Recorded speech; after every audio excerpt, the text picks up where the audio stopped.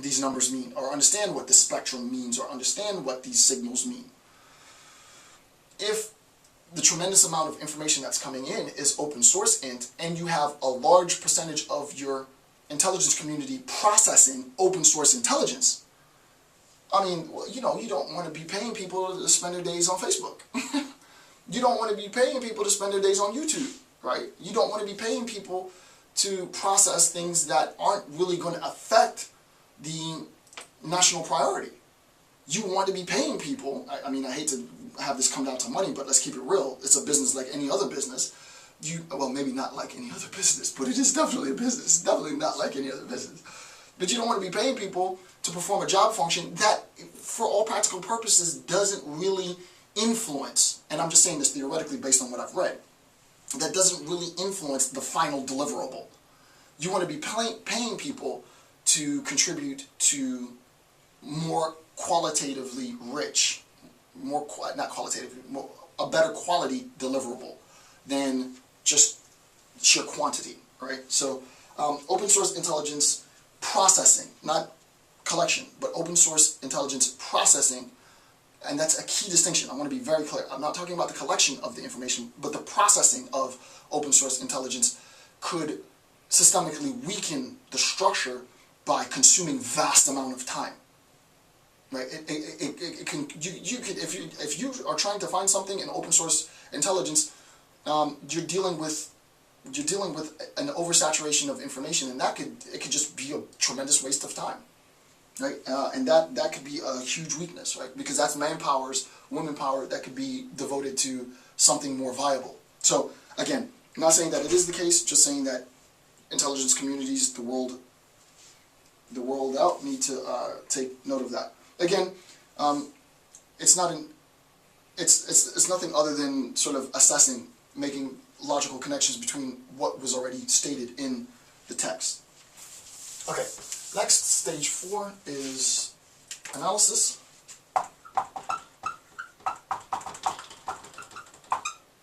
YSIS. Analysis. Analysis, aka assessment, is at the heart and soul of the intelligence cycle. This is my favorite bit. Analyzing really dense information. Now the information is intelligible at a very, very conceptually, rigorously high level, I would imagine.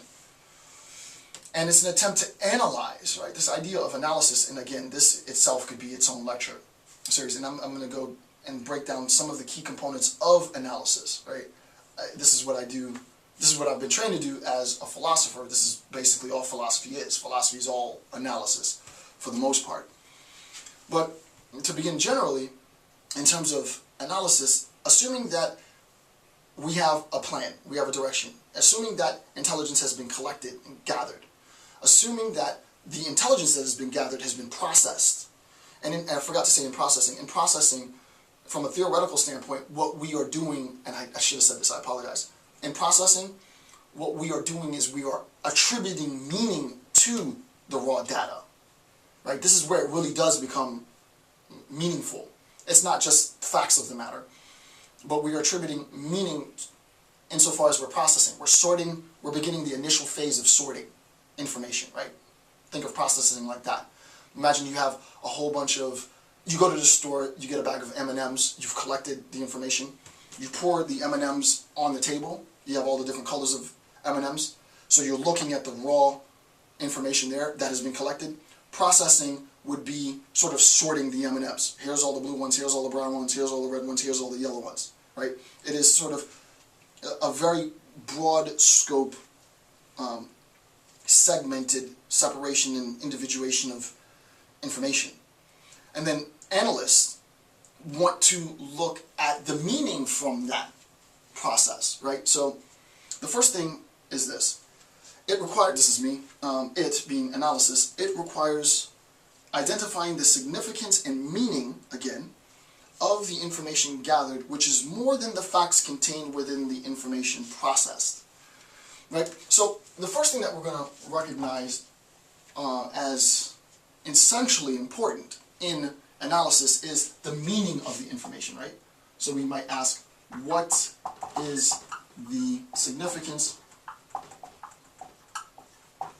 or meaning of the information. Right? What is the significance or the meaning of the information? Now, it depends on what level you function within the intelligence community, but domestically, what is the relationship, what is the meaning of this information with respect to domestic relations? In terms of turf warfare, gang warfare, what have you, as an example. In terms of international, what is the meaning, what is the significance of this information in relation to geopolitics? Such that geopolitics at an international level is going to be the condition with which we come to find meaning. So that this information is itself, and this is very hard to explain and even to teach, it's more intuitively based. But, and actually I think it might, there's information there, but a lot of it has to be intuition. It has to be intuition. I have a sense that, in particular intelligence agent, analyst specific, I have a sense that this information is potentially meaningful because I recognize that this fact could potentially influence this geopolitical relation, this geopolitical phenomena at an international level. At a domestic level, this information, this intelligence gathered, could be meaningful because I'm aware of domestic issues that put emphasis on this information. And then it's a correlation, right? Correlation is never a demonstration of proof, but then it's a correlation. Let me test to see how meaningful this information actually is. All right. So sort of general, and then I'll get deeper after I read this because there's more. So, quote, last bit in stage 4 analysis. Quote, the method is straightforward. I love this, right?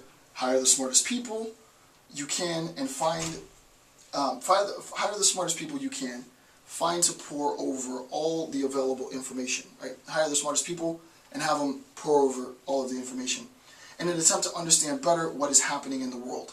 Further, the federal government has been able to attract into the intelligence agencies many good minds and interpret the findings. It's a good quote, but I want to be a little bit more rigorous than just sort of hiring and firing, not hiring and firing, but hiring the smartest people. It isn't, I agree with the author, but it isn't about smarts per se, right? You don't score for this stuff on your GRE or your SAT or your GMAT, right? It's not a smarts in that sense, right? Intuition isn't a type of smarts that's readily available for metrics, right? The idea is, in terms of analysis, in order for us to make good sense of the meaning of the information, you have to be able to contextualize meaning. That's very important, right? It isn't meaning in the abstract sense now. We need to talk about specifics. How specifically could you contextualize this information, right? So the second step is to build off of meaning. What you want to do is attempt to, A-T-T-E-M-P-T, to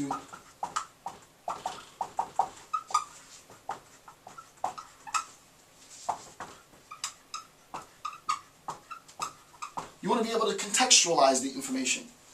The idea is, I have information that has been processed and collected, or collected and processed. And insofar as this information is being collected and processed, I recognize that this information is on my table, at my desk, and I make the initial assumption that the information is meaningful. It wouldn't be on my desk if it wasn't important. Okay.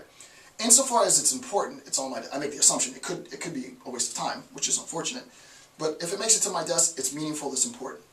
My job function within the intelligence community is to find how this information relates to a meaningful, context-specific interpretation of the facts. Say that again, right? The job function then is to see how this meaning relates to context-specific interpretations of the facts. I can use this information and meaningfully explain why this event occurred, why this relationship is the way that it is. If that can be done, then you recognize that it's not a proof that it's the case, right? You can be wrong in this.